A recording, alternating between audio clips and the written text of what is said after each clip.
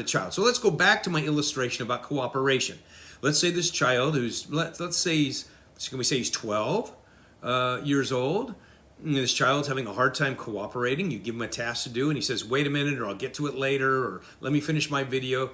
What we're going to do is we're going to put him into situations where he's going to be forced into the heart, and he's going to wrestle with things.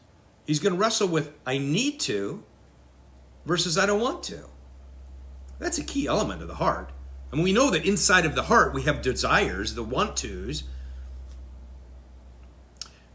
The Bible says this, delight yourself in the Lord, he will give the desires of your heart. So we know desires exist in the heart. We have these want tos. I want this and I want that. And those exist inside the heart of a person. But also what exists is the conscience, which produces inside of a person this idea of obligation.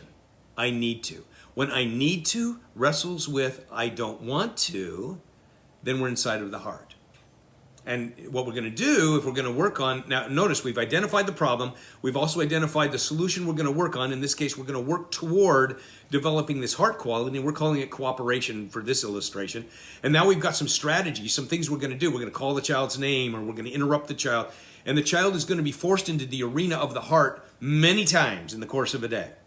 And as they are, the tendencies are going to be challenged. And the child's going to learn a different way of responding now to life situations. And we're going to affirm them for the growth that they're experiencing, but they're going to practice a new way of responding. Now we're directly challenging the tendencies that they have.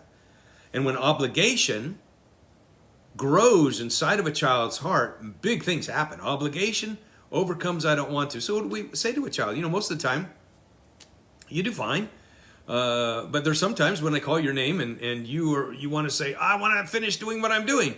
And when you give that up and you do what you need to do instead of what you don't want to do, or even though you don't want to do it, then that's what we call responsibility. And that's the essence of responsibility, isn't it? I mean, we do things that we not want to do, but we do them anyway. So we're focusing on cooperation as the quality, then we're engaging this child in a lot of exercises in ways to draw them into their heart. So when they're in the heart, then they're practicing these, this new way of processing life, this new way of thinking. And as we do that, really good things happen.